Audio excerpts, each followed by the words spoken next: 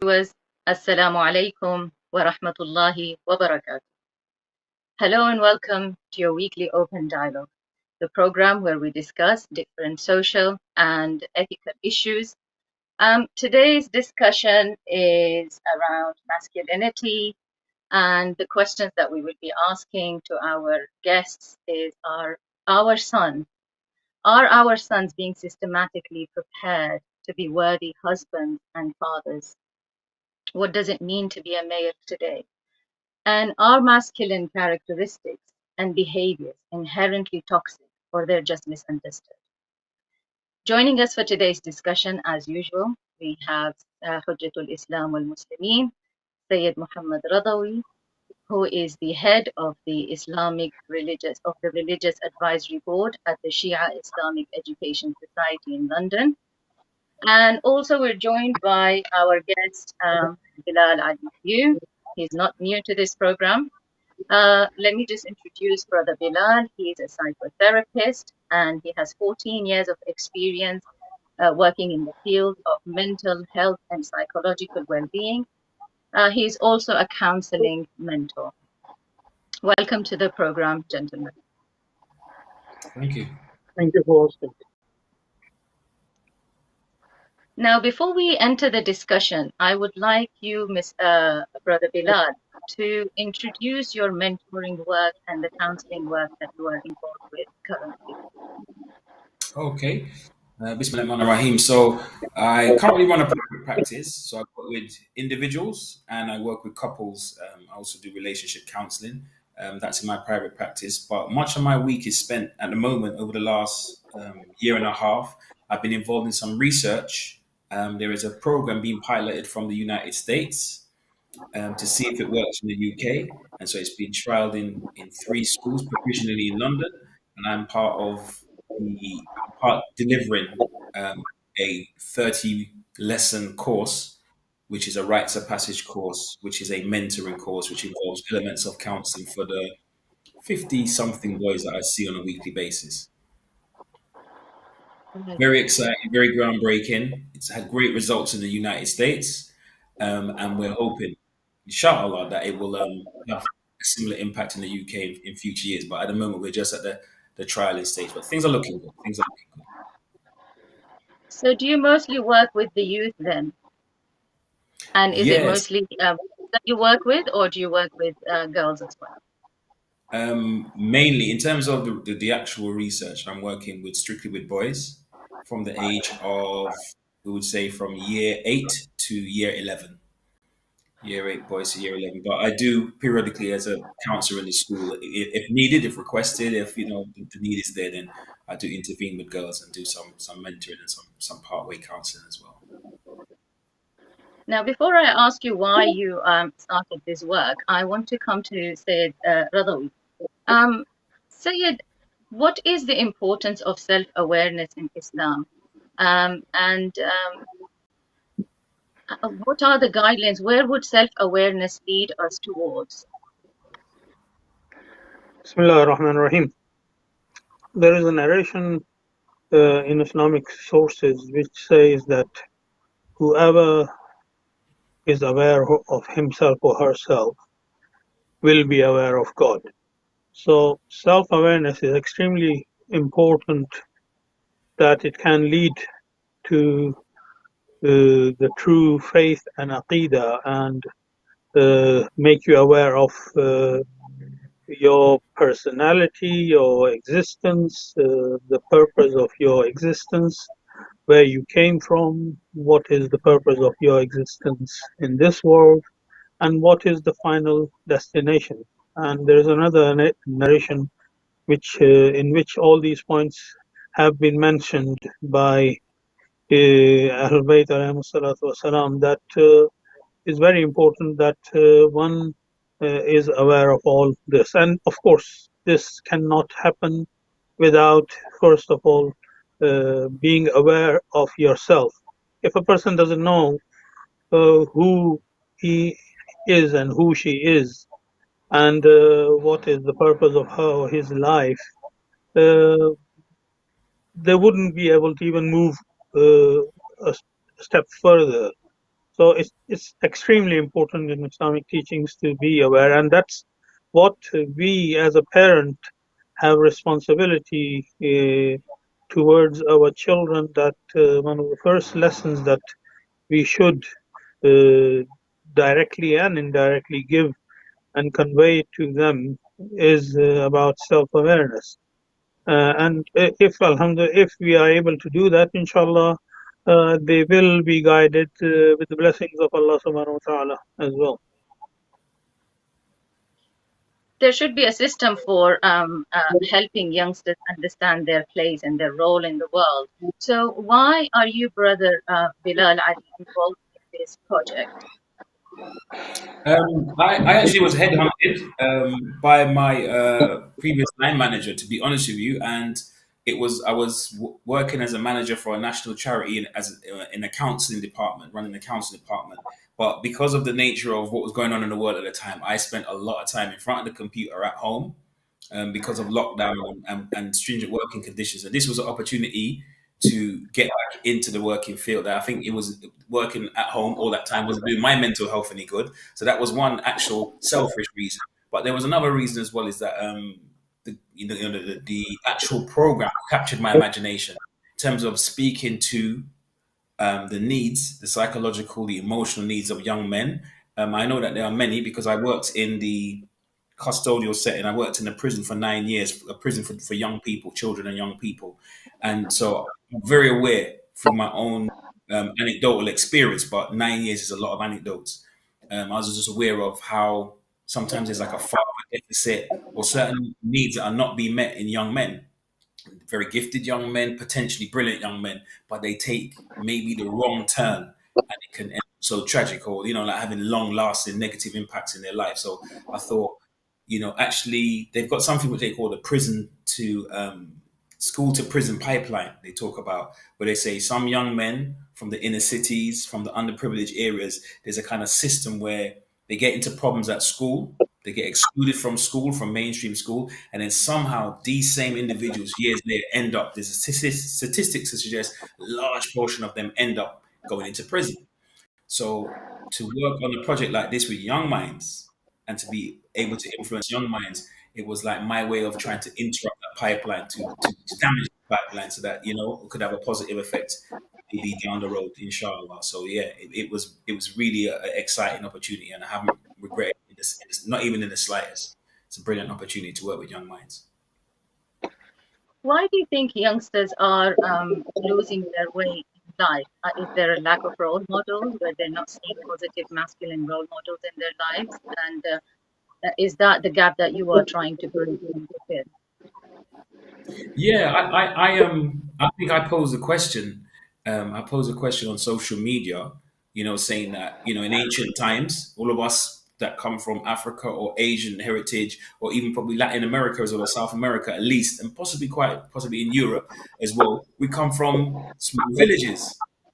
Hundreds and thousands of years ago, our ancestors lived in small villages, and that there was a tradition that the men would take when the boys reached the age of puberty, they would take them out to the outskirts of the village, and some kind of process would take place. Some kind of mental challenge, certain physical challenges would take place. And once they pass those challenges, they come back to the village, they're celebrated and recognized as men. So this is called a rites of passage. And many civilizations and many cultures had that. But something happened in the modern era where that disappeared. And so I think there is certain processes where girls are still nurtured in a particular way, and it has some connection to the ancient times. And so emotionally, right, and psychologically, there's certain processes that still speak to the needs of young girls turning into women. They have the challenges, no doubt, but even with feminism, there's still something there that exists. But I think that there's something happened to our young men across societies, across ethnic groups, even Hmm. mainstream white Britain.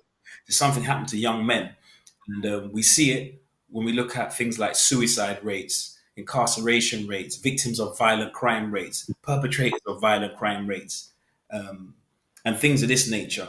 These kind of what they call social markers, where it's clear there's something systematically that's taking place. There's some deficit with our boys, and so that needs to Why be do you think spoken. this happened? Sorry. Why do you think these things have happened in I society? think I think it's interrelated. Part of it is interrelated to the dissolving of the rites of passage process or anything that resembled it across society. That's just part. That's just my speculation. But I also think that 30, 40 years of aggressive feminism has created an imbalance. So now we live in a society where um, we're getting rid of male chauvinism or challenging it, creating environments where women can have equal access to education, equal pay, and being empowered on a certain level. But at the same time, we live in a society where it's okay to have hashtag all men are trash. I mean, a couple of years ago, that was Mm, trending. So I'm a middle-aged man. I hear that and it's a bit irritating, or I think it's a bit silly, but I can brush it off my shoulder. But what does that do to the yeah, psyche of somebody that's 12 years old? All men are trash, knowing in their psyche that in 5 years' time, if I'm still alive, I'll be a man. Or 6 years' time, I'll be a man. It's not really. It's not. So these type of messaging that is directed at boys, I think it's having an impact on the male ego and the psyche. Yeah, I think it's having a negative impact. I think that's part of the story. There's other things that we maybe we'll get into, but I definitely think this is like some of the framework which doesn't bode well if we don't talk about these things and address them. sure. Sayyid Radhi, what do you think about what Brother Bilal said? And are men nowadays threatened with the rising success of women and women's freedom? And what has done that to the male psychology?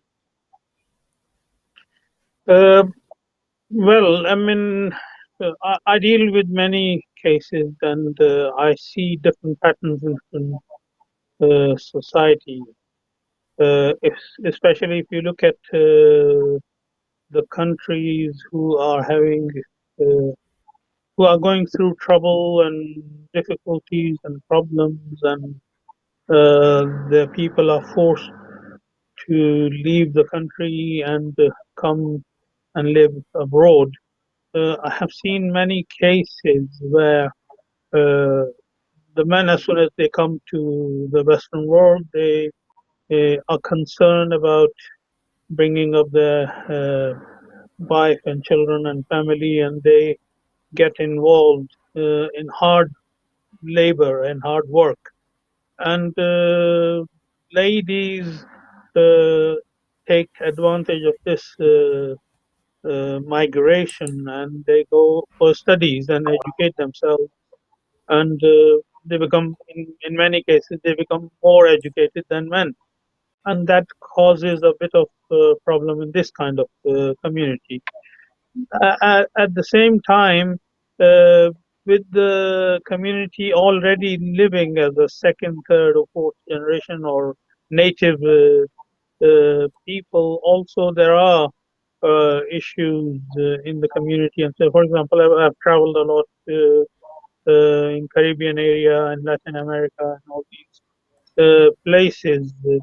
Uh, for example, in Trinidad, Tobago, Grenada, and all these countries, I find quite a lot of ladies are very successful in education, and they are even holding high positions in the government and big companies.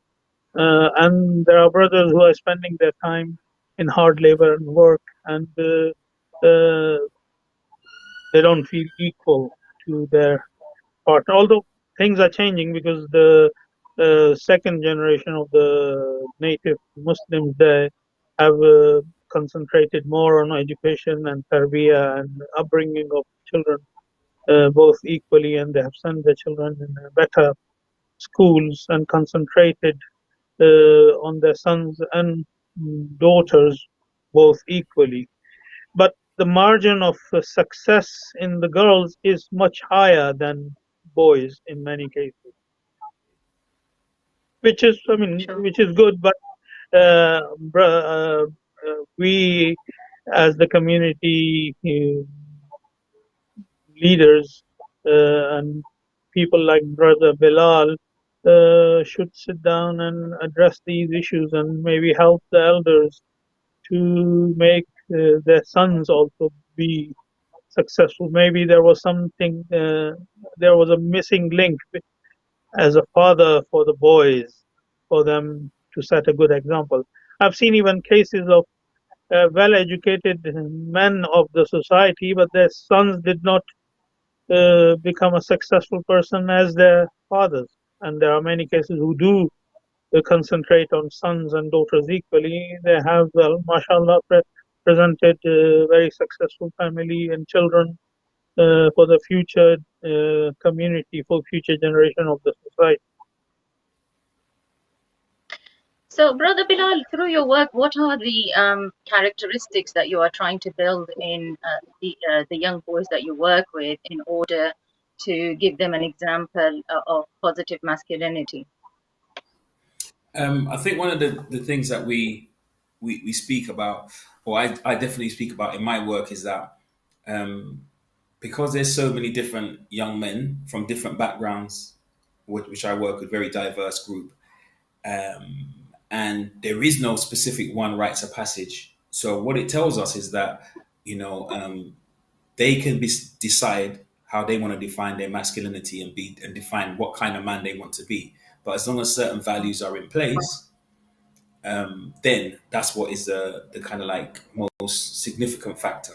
It's like them defining what kind of man they want to be. There isn't just one dimensional masculinity. So, for example, we find that maybe boys that grow up in a home where there isn't a father, they can be sometimes susceptible to extremes. If they've grown up with a lot of sisters, they can even be more, like let's say, softer in their nature or more leaning towards the feminine. Well, sometimes because of that deficit, there's a kind of unconscious, we call again, overcompensation, and so they're attracted to or gravitate towards very, let's say, quote unquote, aggressive forms of masculinity or posturing, and so it's like being able to give young people, young men in particular, the permission to be vulnerable and to check in with themselves and to be self-aware, and saying that that is also part of your masculinity as well. But it can be, and this vulnerability can be in a masculine frame. So, we talk about, for example, the warrior spirit, but saying that warriors are people with a certain level of discipline and they don't use their strength to tyranny. For tyranny, they use their strength to liberate people and to protect people and to serve those that are, let's say, vulnerable in comparison to them physically. So it's just giving a kind of context to the kind of men they can be, but they must define that ultimately for themselves. And what about control? Because masculinity is usually associated with control as well. How do you kind of filter that, and how do you put a framework towards that for the young boys that you work with? Part of it is as I said, the curriculum. It involves a lot of movement, so it will involve physical challenges or an activity. There's a level of cooperation that's needed. There's a level of peer support. So you learn teamwork. You learn the difference between if I'm working towards the same goal as somebody on the same side, does criticizing them or encouraging them, is which one psychologically is more effective? We fail together or we succeed together. If we fail, it doesn't make us failures. It means that we failed at this task and we can come again differently. And there's always a kind of process element as well, a discussion element. That's the hot sauce. That's the secret sauce. So even if I was to give somebody the manual, if they didn't understand the discussion points and how to facilitate that, then you wouldn't get the same results. Interesting. Syed Mohammad Razavi, what does a positive, a healthy masculinity look like as per Islamic values? Well,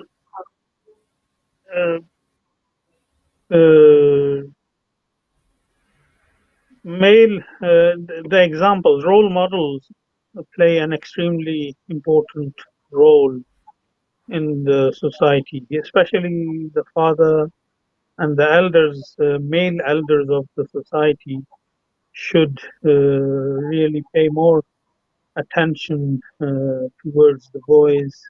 And obviously, boys are full of energy, and if while they are growing up, if, if they are not addressed, they will start using it in the wrong direction. Of course, also the boys learn from the behavior of the male in the family. If the male in the family are aggressive towards women and they don't give importance to the ladies, and they impose their uh, themselves as a male figure in the family, the child would learn. I have seen in many divorce cases where the lady got divorced and had a son from the husband, and then she would come back and tell me, Maulana, I've got divorced from my husband, but my son is behaving as if he is the husband or male figure of the society. He's trying to impose the same kind of restrictions and control over me. Although in many cases it was to do with Islamic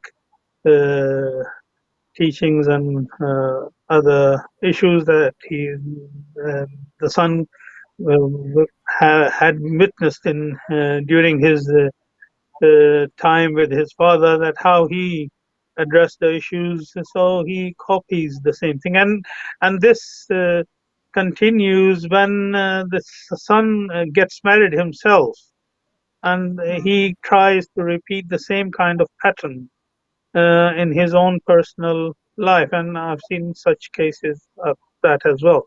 And in many cases where the men have the influence of both male and female side of the family members, they become successful and they don't really get affected from divorce and such cases. I know many cases where the son was brought up by mother, and he was successful in uh, learning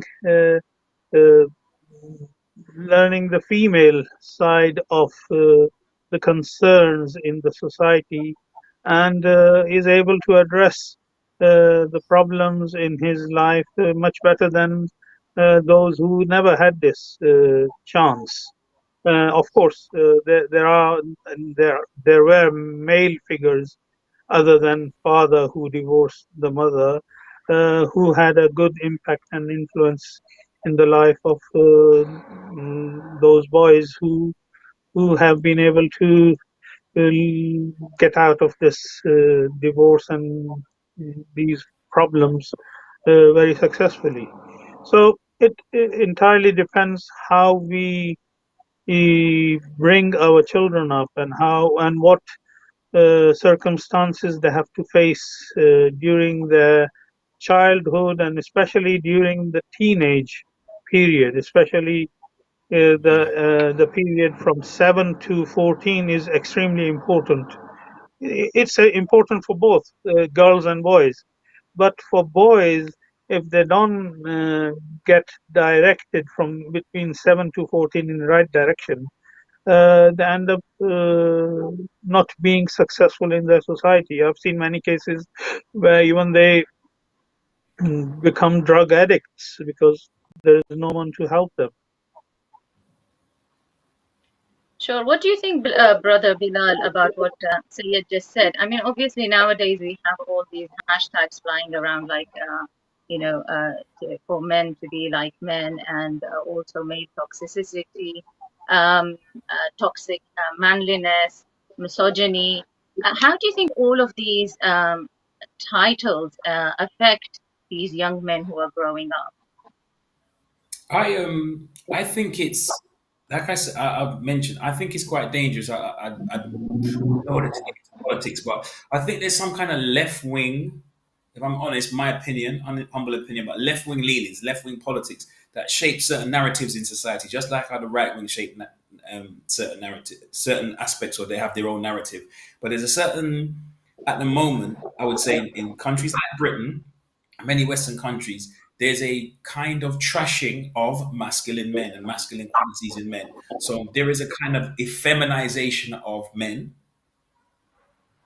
and then women are being more, or our girls are being more loaded to be more assertive, more aggressive, more direct in their speech, chasing career, putting off having a family and getting married because you don't want to do that because you want to become successful in the business world.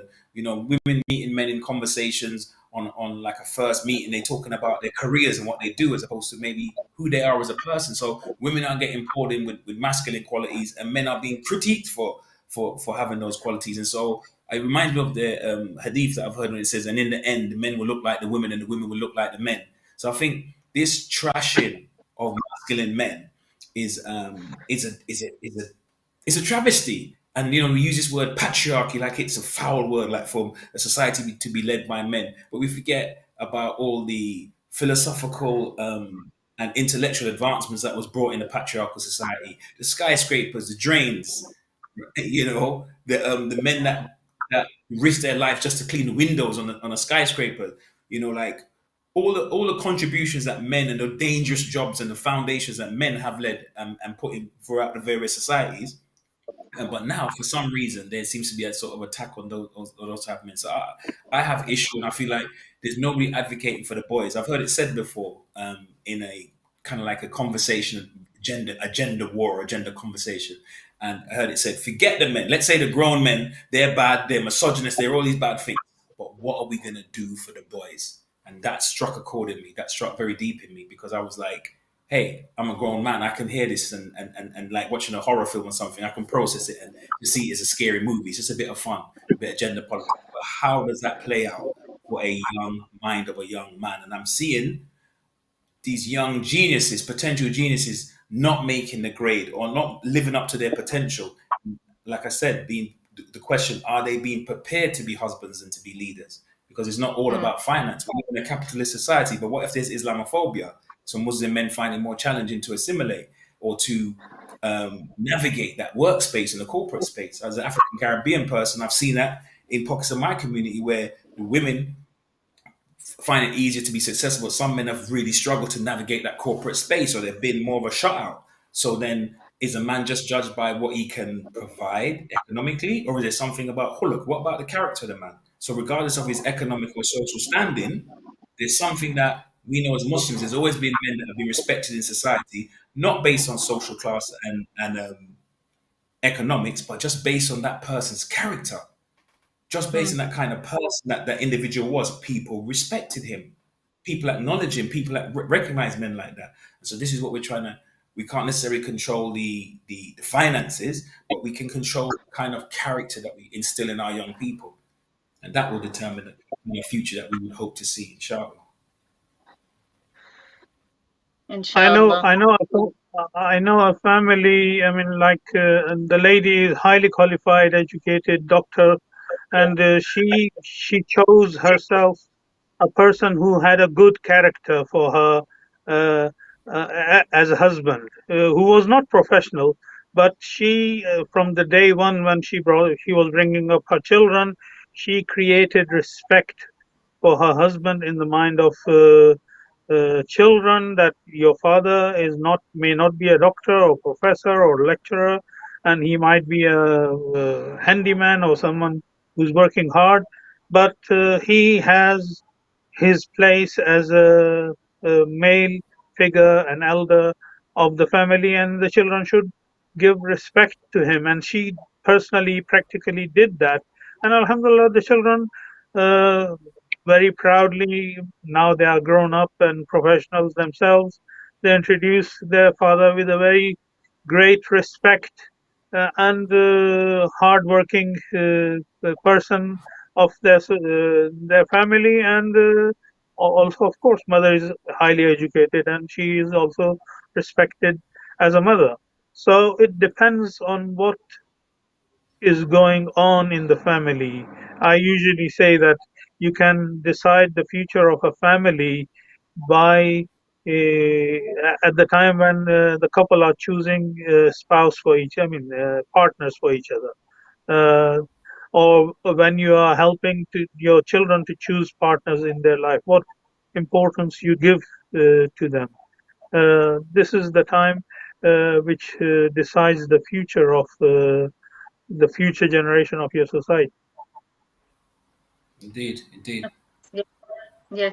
Brother Bilal, in your whilst working, can you give us any examples, just like Maulana did, which I was going to ask him anyway, to give me an example from his line of work and the people that he deals with and the cases that he deals with. I mean, in your through your mentoring work, um, where you have bridged the gap, like what we've just mentioned, where adults and boys would have had role models. I mean, it's usually said that it takes a village to raise a child.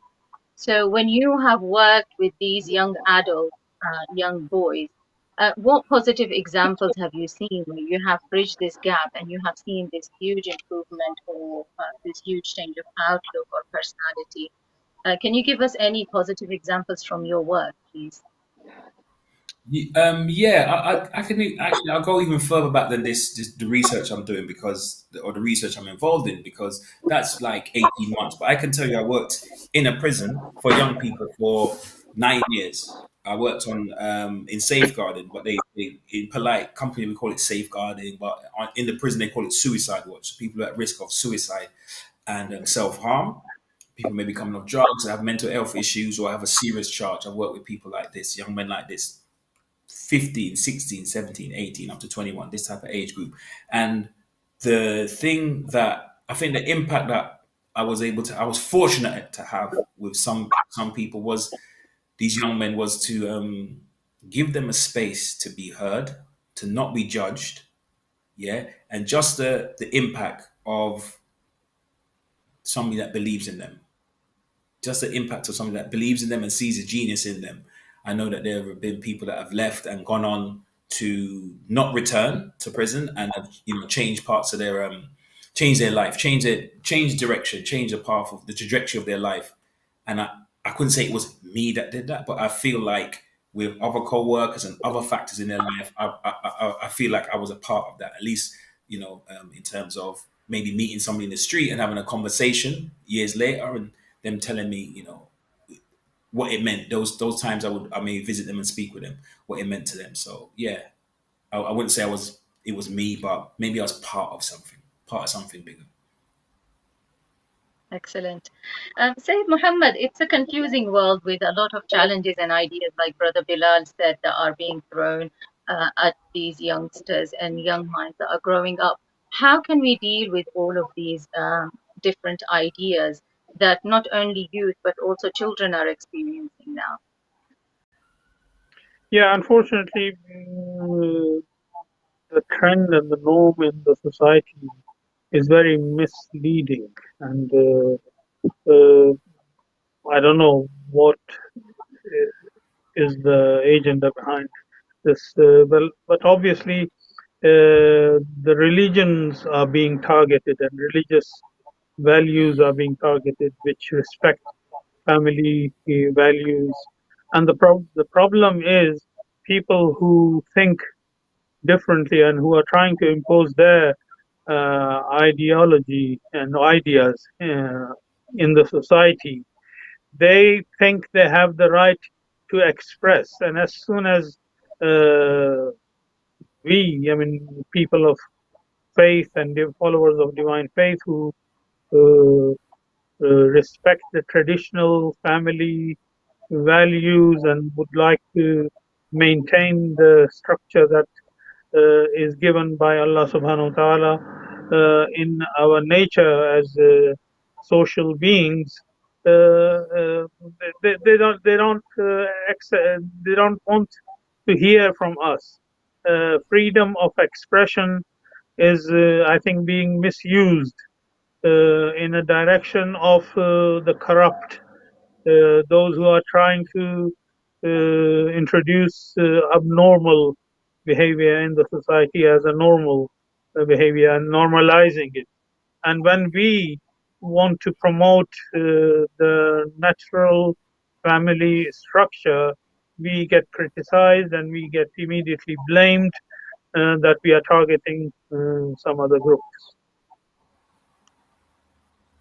Yes, I mean, having a good family structure is vital to have positive masculinity, isn't it, Brother Bilal?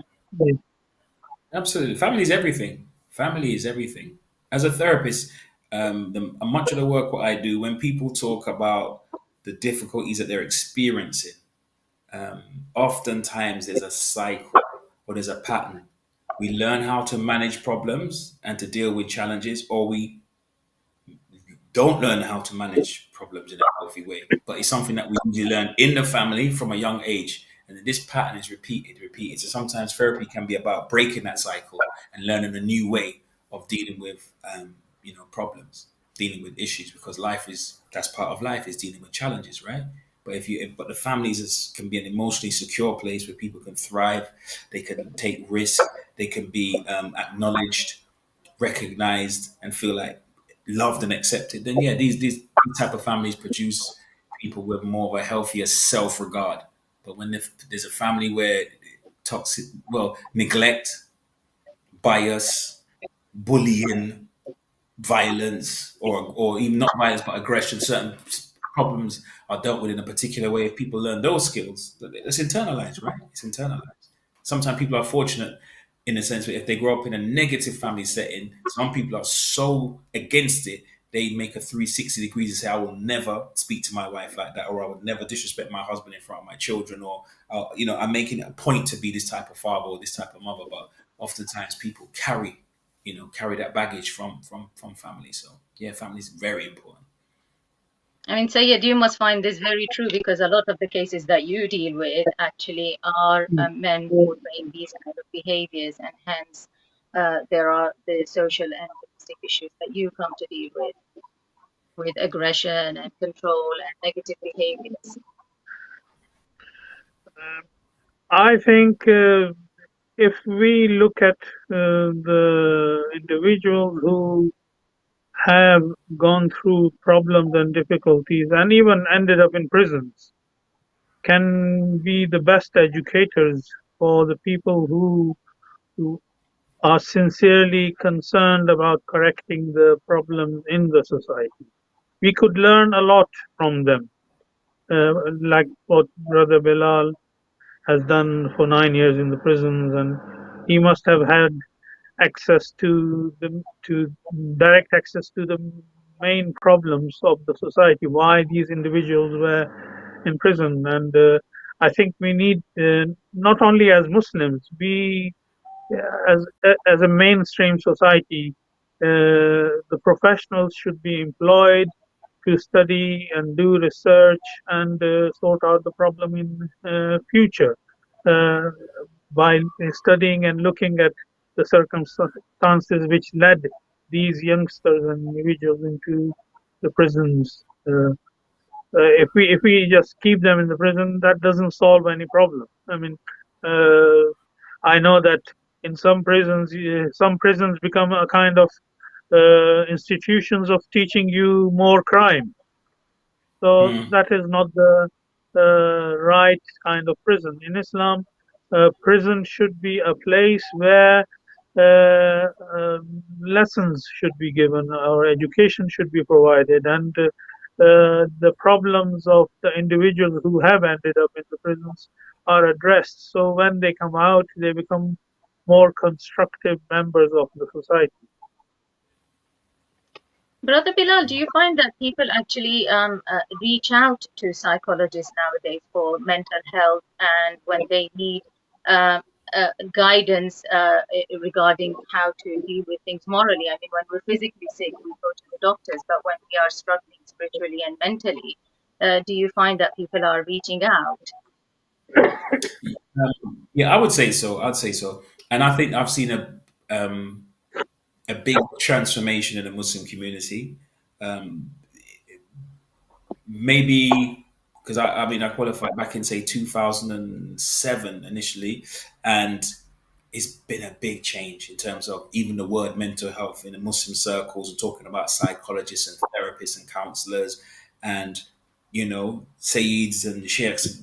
Somebody calling you and saying, I got your number from Sayyid so and so, sheikh so and so, or I got it's really changed. It's really changed. It was more of a stigma and seen as, you have iman, or what kind of family you come from, whatever. But there was some sort of stigma. But now I think there is more of a move towards, I think, in the Muslim community, at least in large pockets, people seeing it like we have physical health, and sometimes our physical health is difficult. We're going through difficulties, and we go and see a specialist. And likewise, we're emotional creatures. We're emotional and mental. There's emotional and a mental life. And sometimes emotionally or mentally, we're not in good health, and so sometimes we need to check in with a specialist and work through something to kind of move us back into a positive place and back into positive mental and emotional health. And so there is a. I am happy to see that transformation. Still a lot of work to be done, but I definitely could see there has been some growth in the UK Muslim community. Well, I'm afraid we're reaching the end of the program, but before we wrap up, I would like you both to give closing remarks regarding this topic and how we can help youngsters develop positive characteristics of masculinity. Syed, would you like to go first? Well,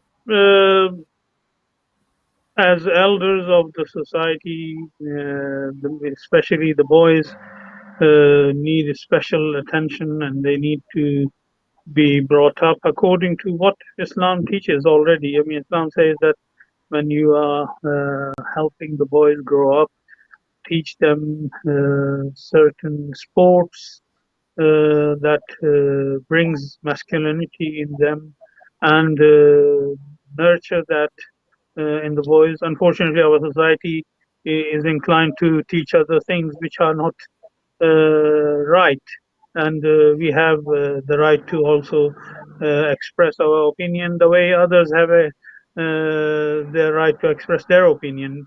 We have to teach our boys especially to be boys, so they can have a healthy family structure in future. Thank you. What about you, Brother Bilal? What are the closing remarks you would like to share with the audience? Yeah, I'd like to say that in the Muslim community, I'd like to see more safe spaces created for our boys. I agree with what they say, saying that boys need to be boys. They have the extra surge of testosterone, so we need to have the environment where they can play football, they can box, whatever it is, but they need to be competitive and see who's the best, who's the strongest, who's dominant. That's just the natural order.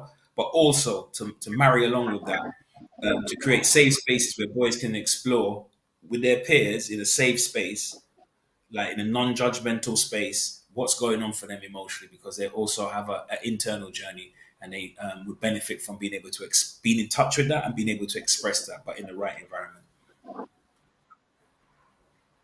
Thank you for that. Well, with that, we have come to the end of the program. Thank you to both my guests for joining us today and for discussing this topic and enlightening us with their views. Thank you, dear viewers, for listening. Until next week, I leave